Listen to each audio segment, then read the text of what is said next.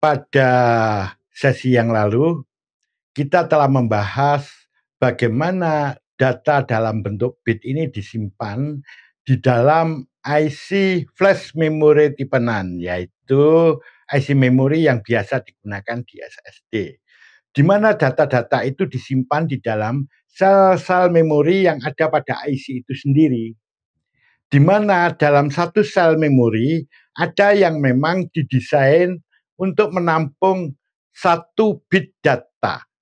Teknologi ini yang dikenal dengan nama SLC.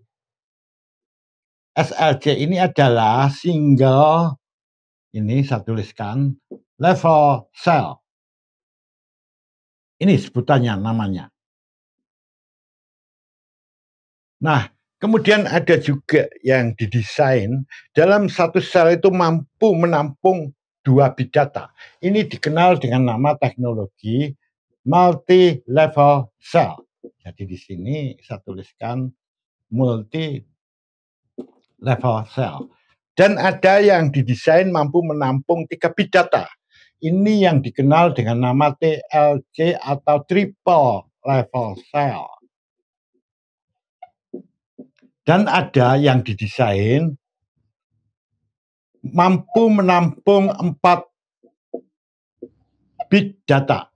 Ini yang dikenal dengan nama QLC atau quad level cell. Dan sekarang ini yang sedang dalam pengembangan, ya. Nah, yang sebetulnya sudah ada, ya, penerapannya sudah, tapi masih terus dikembangkan. Itu adalah teknologi PLC, penta level cell, di mana satu sel mampu menampung 5 bit data. Nah, sekarang kita bahas bagaimanakah sel-sel memori itu ditata atau didesain letaknya di dalam sebuah sel, di sebuah IC memori. Kenyataannya pada awal-awalnya sel-sel memori ini disusun secara planar. Ya, jadi saya gambarkan dulu di sini, ini saya hapus. Nah, saya umpamakan sel memori yang ada di dalam sebuah IC itu kotakan-kotakan semacam ini. Nah, dia ditata berjajar, ya, ke samping kayak gini. Nah, ini dikenal dengan istilah planar, ya. Planar itu artinya datar. Itu dalam bahasa Inggris, ya. Planar ini. Saya tuliskan di bawahnya aja. Planar. Nah, jadi dia itu diletakkan secara mendatar kayak begini. Teknologi semacam ini yang dikenal dengan teknologi 2D NAND. Biasanya di literatur itu nulisnya kayak begini. Apa sih maknanya? Maknanya adalah sel-sel memori diletakkan secara mendatar, planar, ya, mendatar kayak begini, ke samping dan ke bawah. NAND menunjukkan tipe dari IC-nya ini. IC-nya ini kan IC flash memory tipe 6. Nah, mari kita lihat keterbatasan penyusunan semacam ini. Kapasitas daripada IC ini sendiri, kapasitas itu daya tampung, ya, daya muat, ya. Jadi daya muat data nanti, ya. Jadi kapasitas data dalam satu IC sangat bergantung 2 hal, yaitu di sini jumlah sel yang ada pada IC tersebut. Yang kedua, di sini tergantung dengan banyaknya bit. Jadi ini jumlah bit, ya. Banyaknya bit yang mampu dimasukkan untuk setiap selnya. Banyaknya bit atau jumlah bit per sel. Kenyataannya, teknologi semacam ini di mana sel memori disusun secara planar atau datar ke samping, ke bawah, ke kanan kayak semacam ini, pengembangannya sangat susah. Jadi kalau kita mau mengembangkan kapasitasnya sangat susah. Salah satu caranya adalah dengan mengecilkan ukuran dari sel memori. Pengecilan sel ini sangat dimungkinkan karena dari tahun ke tahun komponen-komponen penyusun sel ini yang terdiri dari seperti kapasitor, transistor, dan sebagainya, itu ukurannya semakin mengecil. Dengan ukuran komponen elektronika yang semakin mengecil ini, dengan sendirinya sel memori itu bisa diperkecil. Ya, pada saat ini ukuran seperti transistor itu bisa mencapai 10 nanometer atau bahkan di bawahnya.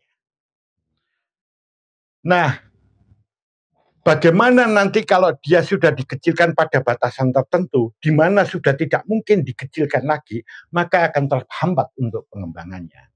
Lagi pula begini, semakin kecil ukuran daripada sel memori itu, kemungkinan adanya interferensi dari sel satu ke sel yang lainnya itu sangat besar. Interferensi itu gangguan, ya.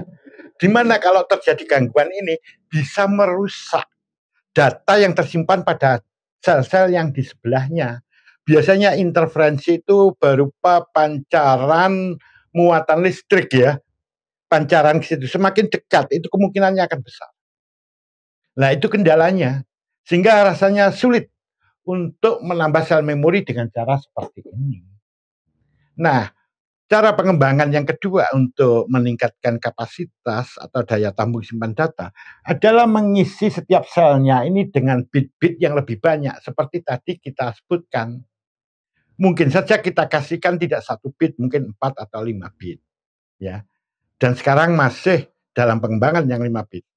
Namun hal ini juga menjadi percuma ketika ukuran selnya ini sudah pada batasan tertentu, pada batasan yang kecil tertentu yang nggak mungkin diperkecil lagi.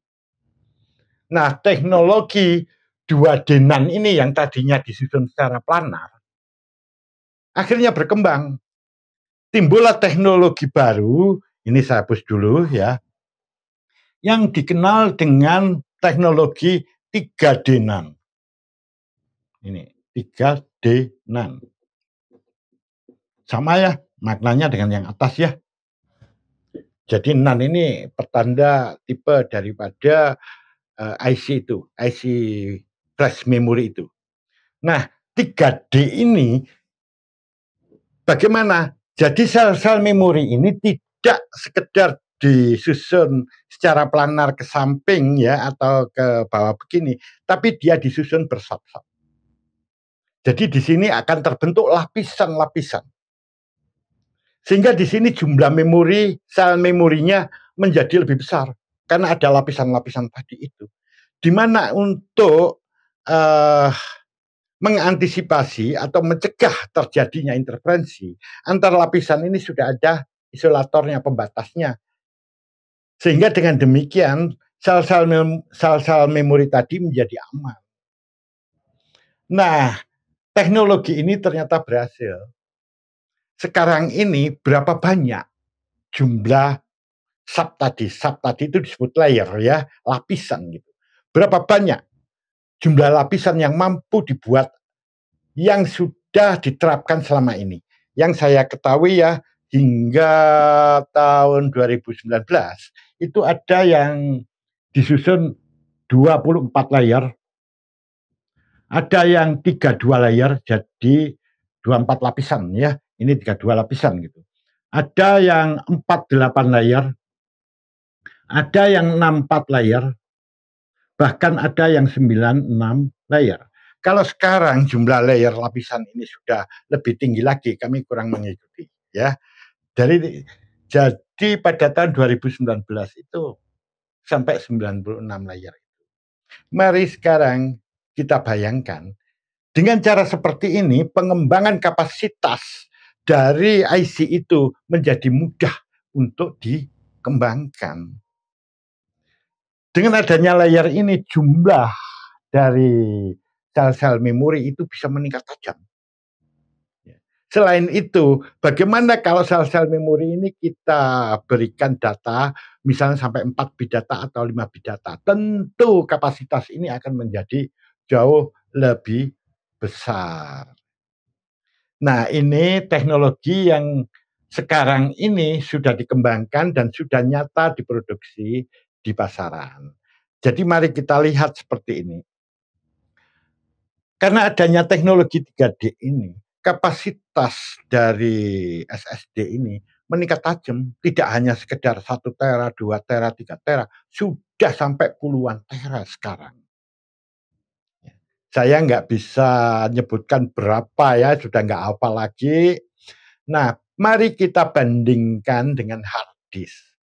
Hard disk itu susah untuk mengembangkan kapasitasnya. Sampai sekarang yang saya ketahui yang banyak dijual di pasaran sekarang ini yang 3 tera ya. Kalaupun ada yang 4 tera ya, saya belum pernah membelinya gitu. Jadi yang 3 tera ini yang banyak. Tapi apakah sudah ada yang puluhan tera? Kok saya masih belum mendengar informasinya hingga saat ini. Tapi kalau SSD sudah ya. Jadi artinya di sini pengembangan kapasitas atau daya tampung data untuk SSD itu lebih mudah dilakukan daripada untuk hard disk atau HDD ya. Hard disk itu nama lengkapnya hard disk drive yang disingkat dengan HDD. Nah, ini sekilas bahasan mengenai teknologi dari SSD. Untuk bahasan teknologi selanjutnya akan kita bahas pada video yang lain.